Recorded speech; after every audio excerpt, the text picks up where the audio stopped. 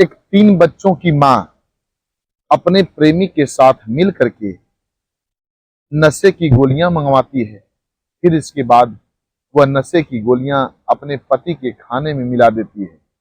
उसका पति जब खाना खाता है, पूर्ण रूप से नशे की हालत में हो जाता है। फिर इसके बाद वह महिला अपने प्रेमी के साथ जो कुछ करती है, आप सब इस कहानी को सुनेंगे तो सुन करके आप सबके रोंगटे खड़े हो जाएंगे। आइए पूरी कहानी समझते हैं। नमस्कार, प्रणाम।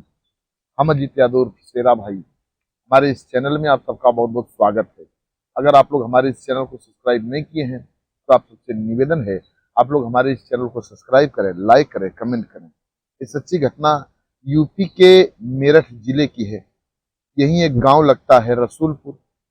रसूलपुर के रहने वाले अनिल, जिनकी उम्र 32 वर्ष के आसपास बताई गई। अनिल की शादी 8 वर्ष पहले एक काजल नामक युवती से होता है। काजल अनिल की दुल्हन बनकर के जब अनिल के घर में आती है तो सब कुछ ठीक ठाक चल रहा था। पूरा परिवार हंसी खुशी से अपना समय बिता रहा था।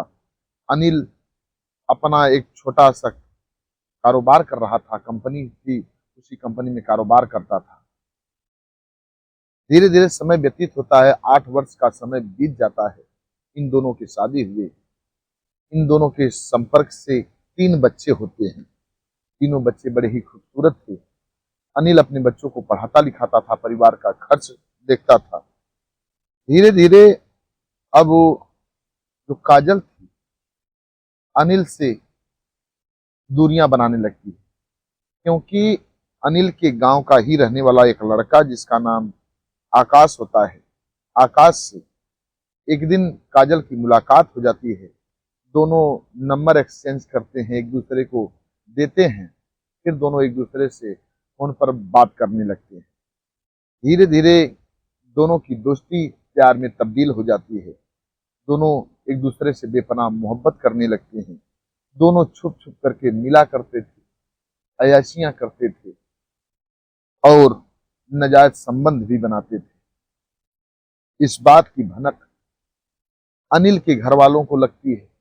गांव के द्वारा अनिल को जब जानकारी मिली तो लोग पंचायत भी बुलाते हैं, काजल को समझाने बुझाने की कोशिश करते हैं और जो उसका प्रेमी था आकाश, उसको भी समझाने की कोशिश करते हैं कि काजल से मिलना जुलना बंद कर दो, 3 बच्चों की माँ है, इसका पति भी इसकी घर है, इससे मिलना जुलना बंद कर दो, किसी का घर परिवार मत उजाड़ो। अब पंचायत की बात को आकाश भी मान लेता है, काजल भी मान लेती है। कुछ दिन तक तो दोनों दूरियां बनाकर रखे, लेकिन कुछ ही दिन बाद दोनों फिर एक दूसरे से मिलने जुलने लगते। अब यह बात फिर चारों तरफ फैलने लगती है तो अनिल इस बात को दबाने की कोशिश करता है कि अगर मैं फिर पंचायत बुलाता हूं तो हमारी ही बदनामी होगी, काजल को क्या फर्क पड़ता है, ये तो महिला है, समाज में घूमना हमें पड़ता है, हमारी बेइज्जती होगी। यही सब सोच करके अनिल उस बात को दबा देता है। काजल को बस घर में ही समझाता बुझाता है, लेकिन वो नहीं मानती है, अपने प्रेमी आकाश से मिलती जुलती है। धीरे धीरे अब दोनों में खटास ज्यादा हो जाता है। अब काजल सोचती है कि मेरा पति मेरे प्यार का बाधक बन रहा है।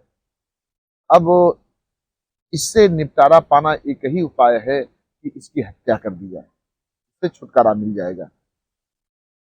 अब काजल अपने प्रेमी आकाश से बात करती है, आकाश से कहती है कि मेरे पति की हत्या हो जाए तो बड़ा अच्छा होगा, फिर हम दोनों खुलेआम मिल सकते हैं, कोई रोक टोक नहीं होगा।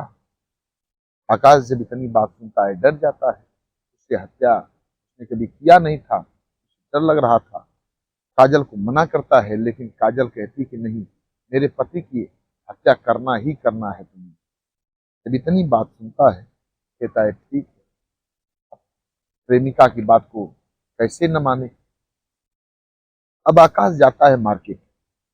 मार्केट जाने के बाद एक पत्ता नशीली गोली लेता है और उस गोली को लेकर के काजल को दे देता है।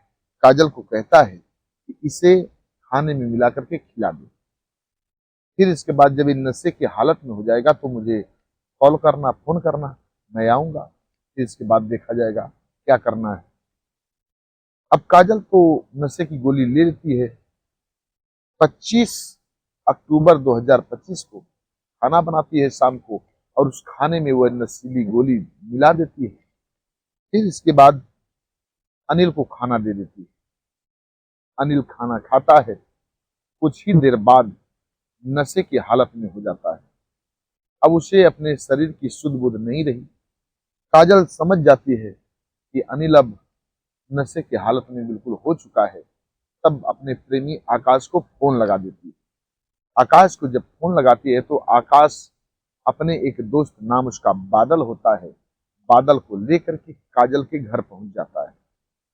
काजल के घर पहुंचने के बाद अब अनिल को आकाश और बादल मिलकर के अपनी बाइक पर बिठाते हैं और फिर काजल को भी साथ लेते हैं। सभी लोग लेकर के वहां से कुछ दूरी पर आते हैं।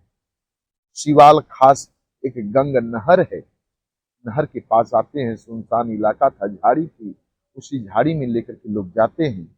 ये जो काजल थी अपने दुपट्टे से अपने ही पति का गला घोटना चालू करती है।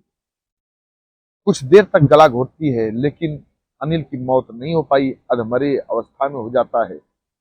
अब काजल को लगा कि इसको नहर में फेंक दिया जाए, नहर में फेंका जाएगा तो नहर में डूब करके मौत हो जाएगी इसकी, और नहर में जब डूब जाएगा तो कहीं इसका आता पता भी नहीं चलेगा। यही सोच करके अधमरे अवस्था में ही काजल, उसका प्रेमी और जो बादल था, तीनों लोग मिल करके अनिल को नहर में फेंक देते हैं। फेंकने के बाद वहां से रिटर्न अपने अपने घर चले आते हैं। काजल भी चली आती है, अपने बच्चों के साथ रहने लगती है। किसी को कोई भनक नहीं लग पाई। अगले दिन अनिल का भाई अनिल को खोजने लगता है, ढूंढने लगता है, कहीं उसका आता पता नहीं चलता है तो थाने जाता है। 26 अक्टूबर 2025 को थाने जाता है अनिल का भाई। वहां अपने भाई के गुमशुदगी का रिपोर्ट दर्ज कराता है। रिपोर्ट दर्ज करा करके घर पर आता है। पुलिस ढूंढने की कोशिश करती है, लेकिन कहीं अनिल का आता पता नहीं चलता है। अब 5 नवंबर 2025 को पुनः अनिल का भाई थाने जाता है और आकाश के खिलाफ और काजल के खिलाफ एफआईआर दर्ज कराता है, क्योंकि उसे पूरी तरह से मालूम था कि काजल आकाश से मोहब्बत करती थी, और हो न हो काजल ही आकाश के साथ मिल करके मेरे भाई की हत्या कर दी हो। अब जब नामजद्दी एफआईआर दर्ज करता है अनिल का भाई, तो पुलिस काजल को पहले पकड़ती है। पकड़ने के बाद पूछताछ चालू करती है। पूछताछ जब चालू करती है तो पहले इधर उधर बात को घुमाती है। पुलिस उसके मोबाइल को लेती है, नंबर खंगाला जाता है, उसमें आकाश का नंबर दिखाई देता है। बार बार उससे बात की थी।